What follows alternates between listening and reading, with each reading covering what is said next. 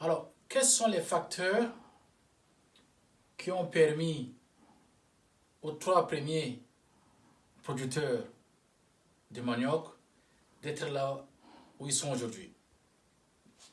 Prenons par exemple le cas du Nigeria.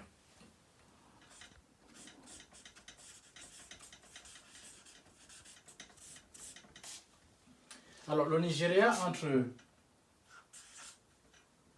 87 et 90, ont banni l'importation de la farine de blé, des céréales.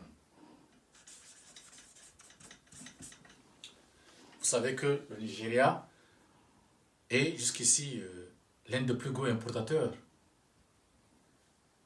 du blé, parallèlement avec l'Égypte. Alors, vu donc la montée fulgurante des importations du blé, et pour protéger son économie, le Nigeria, entre 87 et 90, a banni l'importation de la farine de blé. Ce qui fait que, au niveau local, les gens ont cherché des alternatives à la farine du blé.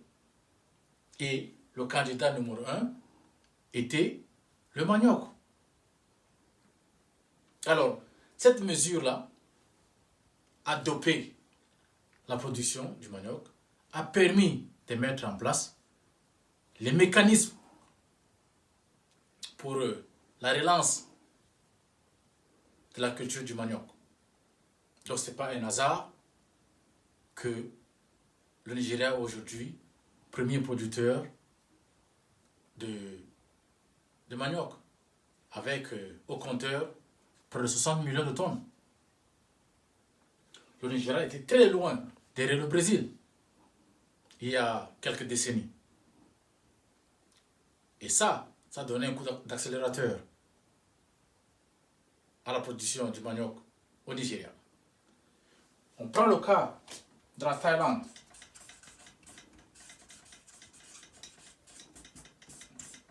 Alors, qu'est-ce qui a dopé la production du manioc en Thaïlande?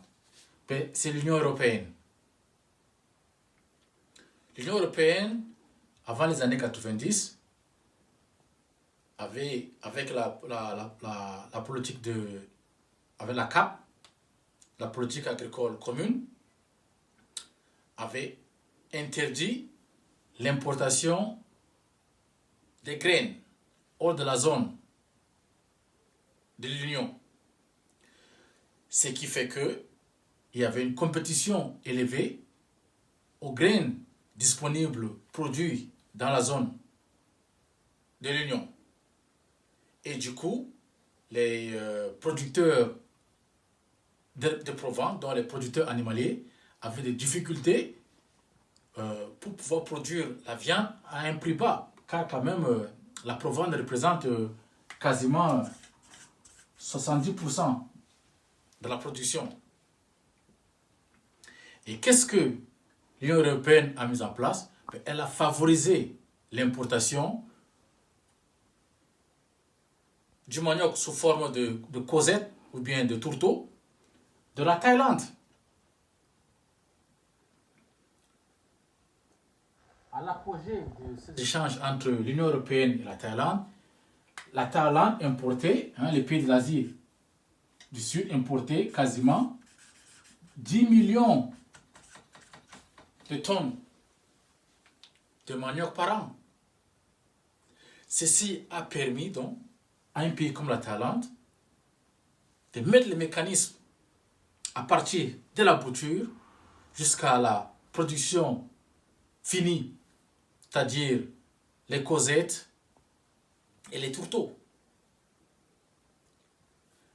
Alors, qu'est-ce qui se passe plus tard, donc après les années 92, lorsque donc, la politique agricole commune s'est rendue compte que l'Europe était devenue autosuffisante en graines, donc il y avait assez de graines sur le marché, elle demande, donc elle met fin aux importations de causettes et de tourteaux venant de la Thaïlande.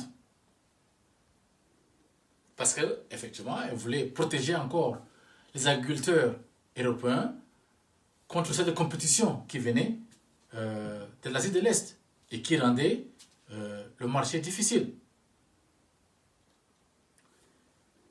Et malheureusement donc pour la Thaïlande, parce que les machines étaient lancées, il y avait une surproduction, arrive donc la Chine.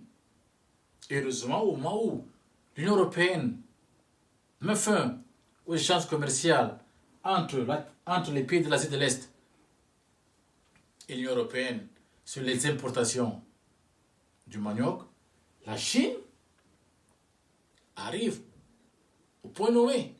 Donc toute la production de la Thaïlande et les autres pays de l'Asie de l'Est, de l'Asie du Sud, vont aujourd'hui vers la Chine. On va prendre le Brésil. Comme j'ai dit tout à l'heure, le Brésil a une tradition du manioc. C'est le lieu de naissance du manioc. Le Brésil est premier producteur de viande à travers le monde, de viande, poulet, porc et bœuf, 25 millions de tonnes. Le Brésil est aussi grand producteur d'éthanol. Voilà des facteurs qui font de ces trois pays-là des gros producteurs. Et si on prend le cas, par exemple, du Congo et RDC, j'ai dit tout à l'heure, dans ce pays, la consommation moyenne tourne autour de 1 kg de manioc par jour par personne. Alors, lorsque vous avez une population de 80 millions d'habitants qui consomment chacun 1 kg par jour en 365 jours, vous vous rendez compte que c'est une grosse machine. La demande, elle est phénoménale. Voilà donc des facteurs qui carburent la production du manioc dans ces gros pays producteurs.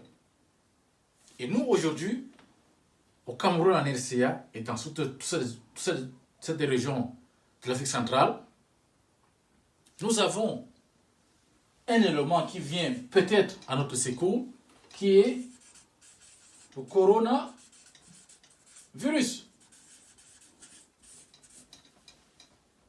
Le coronavirus peut être ce facteur-là qui fera que, au Cameroun, en RCA, nous devenons aussi un grenier énorme de production du manioc.